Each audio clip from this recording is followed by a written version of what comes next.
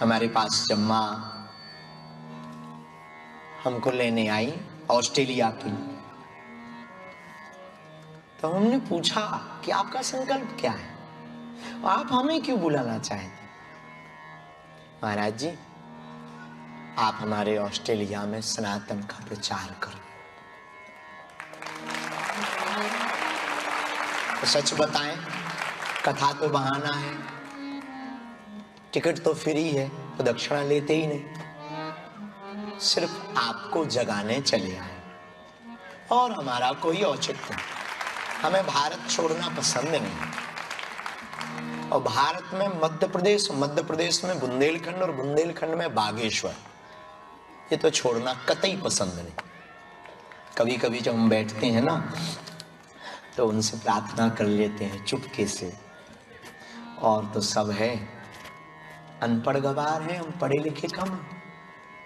उनसे कह देते हैं गांव से कभी छतरपुर हमें अपने जिला नहीं पहुंच पाना था, ये उनकी करुणा कि आपने हमको ऑस्ट्रेलिया तक भेज दिया।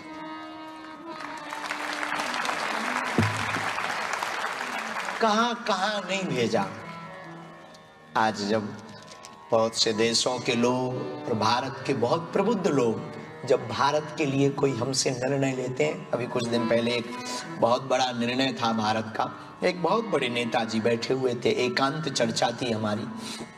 उन्होंने जब पूछा तो चाय पीने हम एकांत में गए, तो हमारे साथ एक पंडित जी रहते, तो हमारी आंखें भर आई।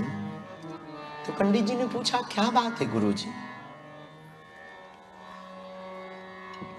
हमने कहा पंडित जी, हम तो हनुमान जी की कृपा पर रो रहे हैं कि कहां हमारे जैसा नालायक, जिसकी बात को गांव भी नहीं सुनता, और आज हनुमान जी का प्रसाद तो देखो, भारत का निर्णय हमारे मुंह से वो करवा रहे हैं।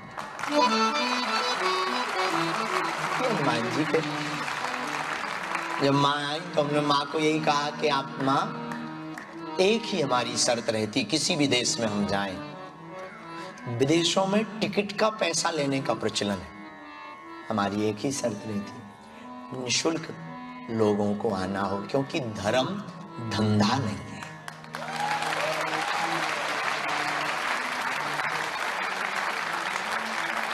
धर्म धन का विषय नहीं।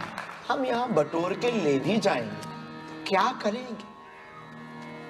भोजन चल रहा, जीवन हमने भिक्षा मांग कर निकाला है, हमें तो रोटी मिलना भी ईश्वर की कृपा, बिना मांगे मिल रही। अब इससे ज्यादा और क्या चाहिए? पहनने को कपड़ा मिल जाता, जो मिलता बेटियों के विवाह में कन्यादान में लग जाता, कभी भंडारा में थोड़ा कमी आती है, हनुमान जी पूरा कर दे। ये बात अलग है, जो बताना चाह रहे वो ये बात अलग है। हम बताना ये चाह रहे हैं कि हमारे जैसे मूर्ख पर जब वो कृपा की है, आप लोग तो सब हैं, आप पर तो हनुमान जी की कृपा है।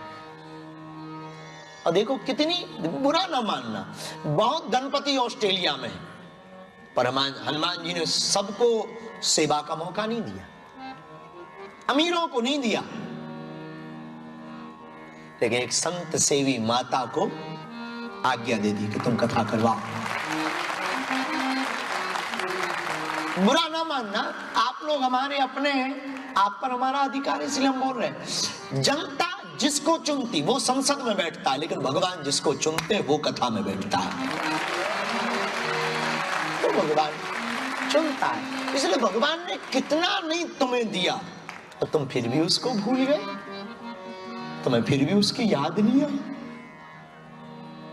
तुम्हें फिर भी उसकी खुरक नहीं है, खबर नहीं है। तुम इतने बावरे हो गए, इतने मस्त हो गए अपनी जिंदगी में, कमाने में इतने लंबे निकल गए कि तुम्हें कभी उसकी याद नहीं आई कि किसी ने तुझे भेजा है।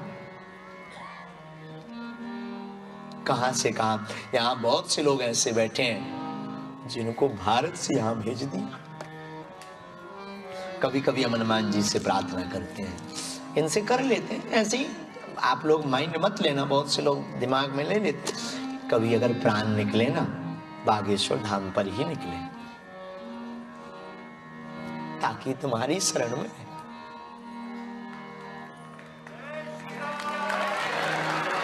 आज सुबह से एक महात्मा फोन कर रहे थे, आपको विदेश बहुत अच्छा लगने लगा है, आजकल खूब विदेश घूम रहे हैं। हम उनको तो कुछ नहीं बोल पाए, पर महात्मा हमको कोई घूमने का शौक नहीं। ये लगने लगा भारत कौन छोड़ना चाहे, हम तो नहीं छोड़ना चाहते। यहां साधन तो है, साधना नहीं है। तो साधु की मौज साधन नहीं है, साधु की मौज तो साधना है। पर तुम्हारा प्यार, तुमको जगाना है, तुमको कुछ बताना है, तुमको कुछ जताना है। चले आए, हम आए हैं तो एक काम भर करना, अपने बच्चों को हनुमान जी की भक्ति की संपत्ति देकर जाना। रामचरितमानस पकड़ा कर जाना, हाथ में मस्तक पर तिलक बता कर जाना। तुम्हारे बच्चे गुरुओं को प्रणाम करना नहीं जानते, वो हाथ मिलाना जानते हैं। उनको कृपा करके माता पिता दादा दादी क्या होती है प्रणाम करना सिखा के जाना। उनको बचपन से ही तुम रामायण पढ़ाओगे ना, तो ये जो तुम्हारी शिकायत है ना कि बच्चे तुमसे दूर हो रहे, तुम्हारी बात नहीं मान रहे, तुम्हारी सुन नहीं रहे, लब चक्कर में फंस गए, ठीक है समय है, पर अगर तुम रामायण पढ़ा के जाओगे ना, कहीं भी रहेंगे वो तुमसे दूर नहीं हो पाएंगे, राम से दूर नहीं हो पाएंगे। तुम पढ़ा लिखा करके, बहुत अंग्रेजी पढ़ा करके, मैनेजमेंट सिखाकर, एमबीए पीएचडी जो भी आप करा करके अपने बच्चे को भोजन करने की व्यवस्था सिखा सकते हो, रोटी कमाने की व्यवस्था बता सकते हो, लेकिन माई बाप तुम जीवन जीने की कला तो रामचरितमानस से ही बता सकते हो। तुम्हारी बेटी और तुम्हारा बेटा जीवन जीने की कला तो रामायण से ही सीखेगा, क्योंकि इसमें जीवन है, जीने की कला। भोजन पकाना अलग विषय है, भोजन पकाना एक कला है, आर्ट है। एक भोजन परोसना भी एक आर्ट है, लेकिन भोजन खाना और पचाना भी एक कला है।